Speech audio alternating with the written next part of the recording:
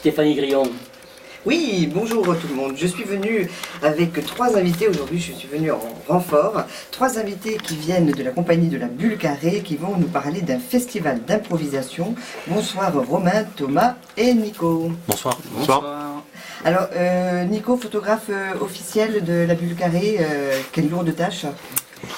Effectivement, c'est pas évident avec eux. Et du coup, vous êtes privé de micro, c'est terrible, donc condamné à l'image. Voilà. Ça donne quoi l'improvisation sans le son? Ah, ça donne des belles images, des bons moments et des bons souvenirs. Mais il est improvisateur aussi, hein. Il est pleinement dans la compagnie. D'accord, donc double fonction. Double fonction. Que de charge. Si vous pouvez arrêter de nous mitrailler, c'est très très difficile de mener cette rencontre. Donc bonsoir à vous, et donc vous allez nous parler d'une rencontre qui a pris une ampleur assez phénoménale cette année encore par rapport aux autres années. Donc un festival d'improvisation. Donc la Bulle Carrée, c'est votre compagnie et c'est elle qui se charge d'inviter les autres compagnies. Oui, c'est ça. En fait, le festival d'improvisation de la Bulle Carrée, c'est la première édition. Alors, l'événement qui avait pris de l'ampleur jusqu'à maintenant, c'était les matchs France-Québec, puisque nous recevons le Québec 2 fois par an. Et là, c'est la première édition, c'est la première fois à Toulouse qu'on aura d'ailleurs un festival de cette ampleur-là. Et la Bulle Carrée, dans le cadre du festival, invite des compagnies venues un peu de partout. 5 compagnies en tout. Oui, 5 compagnies, ouais. Il y a la semi-illustrée du Québec qui représentera l'équipe du Québec pour le match. Il y a des Angevins, il y a des Parisiens, il y a des Lyonnais. Et ils viennent tous en fait nous montrer, nous présenter leur concept d'impro. Et c'est en cela que le festival est unique. C'est-à-dire que c'est la première fois à Toulouse que des compagnies venues d'ailleurs présenteront leur concept. D'accord, parce que selon les troupes, les concepts d'improvisation peuvent varier. Selon les troupes, oui, effectivement, c'est-à-dire que des concepts, des cabarets d'impro, comme on l'appelle vulgairement, il y en a beaucoup de compagnies ont créé leur propre concept. Alors il y en a qui fonctionnent très bien, et là justement les compagnies que nous recevons, notamment les E qui viennent de Paris, présentent leur concept. C'est un concept qu'ils ont présenté au Festival mondial d'impro qui a lieu à Chicago en 2011, et là ils sont à Toulouse la semaine prochaine pour présenter ce même concept. Donc oui, il y en a beaucoup. D'accord. Donc 5 troupes et 3 lieux pour 3 rendez-vous, c'est ça, ou je me trompe dans Oui, les dates? 3 rendez-vous. Oui. Il y aura le théâtre des Mazades, donc le centre culturel des Mazades, donc le 9, en ouverture du festival. Ça sera le grand match, donc France-Québec, la Bulle Carrée contre le Québec. Voilà, avec la semi-illustrée qui vient nous voir de Montréal. Montréal, hein. C'est ça, Montréal. Non. Tu veux que je confirme tout ce que tu dis? Et ensuite, voilà, donc l'espace Bonnefoy et l'espace Job pour le jeudi, et Job, donc l'espace Job pour le vendredi et le samedi, avec 3 spectacles, donc on a l'espace Job vendredi et samedi. Oui, parce qu'on reçoit également une troupe de Toulouse, même si nous sommes à Toulouse, qui s'appelle The Mentalistes, qui eux joueront le jeudi soir, le 10 mai, à l'espace Bonnefoy. D'accord. Donc c'est chaque fois une compagnie contre une autre, ou parfois il peut y avoir... Alors, donc c'est pour ça qu'il y a plusieurs concepts en fait. Le premier, donc le mercredi, ça sera un match d'improvisation, donc dans les règles de l'art, sur une scène de théâtre, mais dans les règles de l'art. Donc là, on est en formule match, et après toutes les autres soirées, donc le jeudi, le vendredi et le samedi, on sera plus en formule cabaret. Donc là, ça ne sera pas une équipe contre une autre, forcément. Ça sera une troupe d'improvisation qui présentera son concept d'improvisation. Donc on sort de la formule match, où là on a vraiment une équipe contre une autre avec un arbitre, des assesseurs, un présentateur, un DJ qui met tout le décorum du match en fait en place pour faire vraiment vivre un match d'improvisation. Le reste des soirées, ça sera du cabaret d'improvisation, tout aussi intéressant et palpitant, mais dans un concept différent. C'est seulement une compagnie qui présente. Exactement. Une autre en interne. En fait, la grosse différence entre le match et le cabaret aussi, c'est que dans le cabaret, donc ce qui va se passer jeudi, vendredi et samedi, c'est les compagnies laissent une place plus importante au public. Alors que le match, pendant un match, le public son rôle, c'est de voter pour l'équipe qu'il a préférée pendant une improvisation, alors que dans le cabaret, le public intervient beaucoup plus souvent, peut participer et interagit avec l'improvisation et les improvisateurs. En proposant des sujets, ou alors carrément en s'investissant sur scène? Oui, en proposant des thèmes, des lieux, des situations, des personnages. Ils peuvent être mis à contribution sur pas mal de choses en fait. Les acteurs sur scène, des fois, sont un petit peu les marionnettes du public. Voilà. c'est plus la formule cabaret. Ouais. Mais le public n'est pas amené à venir sur scène. Donc, voilà, non, on va pas jusque là. Oui, tout le monde reste calme. Ils peuvent venir, on leur demandera pas de monter sur scène. Quoique, ça peut arriver.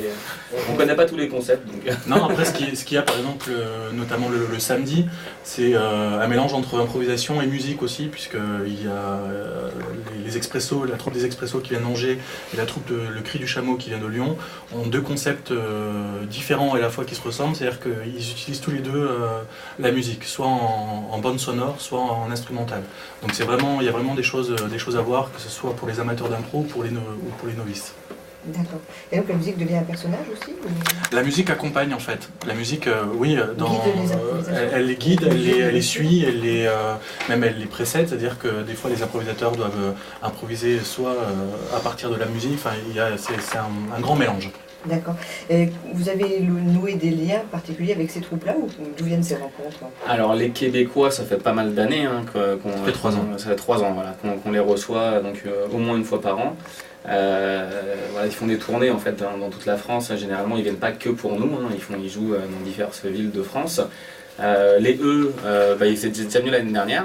Oui, en fait, c'est des compagnies qu'on invite d'une part parce qu'on connaît leur concept, et donc on sait que c'est quelque chose qui fonctionne et qui plaît au public. Donc c'est des compagnies qu'on invite.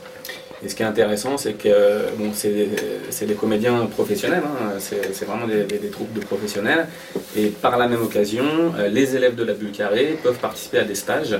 Donc là, les font un stage d'improvisation pour les élèves de la Bulle Carrée, donc bien sûr moyennant finance, c'est pas complètement gratuit, tout se paie. Et les Québécois, ça arrive également qui nous fassent des cours d'improvisation. Par la même occasion que de leur passage. C'est un échange de pratique aussi, alors c'est pas simplement le spectacle. Oui, on essaie de faire profiter tout le monde de la présence d'improvisateurs comme les par exemple, puisqu'on en parle, mais voilà, c'est vrai que les stages, on essaie de les proposer aussi. Et ça se développe de plus en plus, l'improvisation en France. Il y a une fédération, il y a quelque chose qui permet justement que les troupes se rencontrent. C'est pas organisé, c'est encore pas bien organisé. Après, c'est vrai que l'impro en général, c'est une discipline qui a vraiment le vent en poupe. Nous, on l'a remarqué notamment au mois de septembre-octobre, quand on a fait le premier match de la saison contre le Québec, le 1er octobre. On a fait ce match au Théâtre des Mazades, qui est un grand théâtre de plus de 500 places, et on était complet un jour avant. C'est la première fois que ça nous arrive. On était étonnés, on a refusé du monde. C'était vraiment incroyable. On n'avait pas communiqué tant que ça en plus. Donc on sent même tout au long de l'année les spectacles qu'on organise, qu'il y a de plus en plus de monde qui viennent assister à ces spectacles-là. Donc ouais, ça a vraiment et comment est-ce qu'on sait qu'on a perdu un match? Dans un match, on compte les points. Ouais. Le public le public vote ou voilà, le public en fait un carton de 2 couleurs en fait recto verso et vote pour l'équipe qui pour lui a fait la meilleure improvisation. Alors par contre on lui donne pas de critères, l'équipe qui a fait la meilleure improvisation, ça peut être l'équipe qui l'a fait le plus rire, ça peut être l'équipe qui a le mieux construit, fait la plus belle histoire, ça peut être l'équipe qui a donné le plus d'émotions. Le public individuellement vote avec son carton et l'arbitre voit à vue d'œil quelle équipe remporte le point de l'improvisation. Et à la fin on fait les comptes. D'accord. Et comment est-ce qu'on arrête Comment on arrête l'improvisation? En fait, l'arbitre, au début de chaque improvisation, donne un temps. Donc une improvisation peut durer 30 secondes, 3 minutes, 5 minutes, 10 minutes, un quart d'heure. Le temps moyen, c'est quand même 3-4 minutes. Et c'est l'arbitre qui met fin à l'improvisation. Voilà. Alors on vous parle d'arbitre parce que donc l'improvisation est née au Québec. Pour faire un rapide live de 30 secondes. Les Québécois, on avait un petit peu marre, enfin pas marre, mais c'est vrai que le sport national c'est le hockey sur glace au Québec, et les théâtres étaient désertés par rapport au hockey sur glace et le monde qui venait au hockey sur glace. Donc il y a quelqu'un qui a eu une idée, c'est de reprendre le décorum du hockey sur glace, donc un arbitre rayé, des maillots de hockey, une entrée sportive avec un échauffement comme au hockey sur glace. Des pompons? Il peut y en avoir, bon il n'y en a pas Vous officiellement. aimez beaucoup la conférence, c'est quelque chose qui vous... Non, moi pas, personnellement. Non, mais par contre, il y a des fautes, comme un vrai match sportif, mais par contre, c'est de l'improvisation. Donc, sur scène, l'improvisation, traditionnellement, se joue dans une patinoire, dans une mini patinoire, comme une patinoire de hockey sur glace, avec un arbitre et des joueurs qui ont le même habit qu'en hockey sur glace. Et bon, il y a des fautes, il y a un arbitre qui donne un temps, qui anime ce match d'improvisation, et tout le décorum du hockey sur glace est présent sur un match d'improvisation. Voilà. Donc en fait, l'arbitre, c'est un peu notre Maxime Vivas d'ici, c'est lui qui dit stop Stéphanie, arrête de parler, c'est trop long. Donc C'est un peu ça. voilà, donc je connais bien le principe. Une petite pause musicale peut-être, et après on se retrouve pour une petite démonstration. Absolument. Ça marche.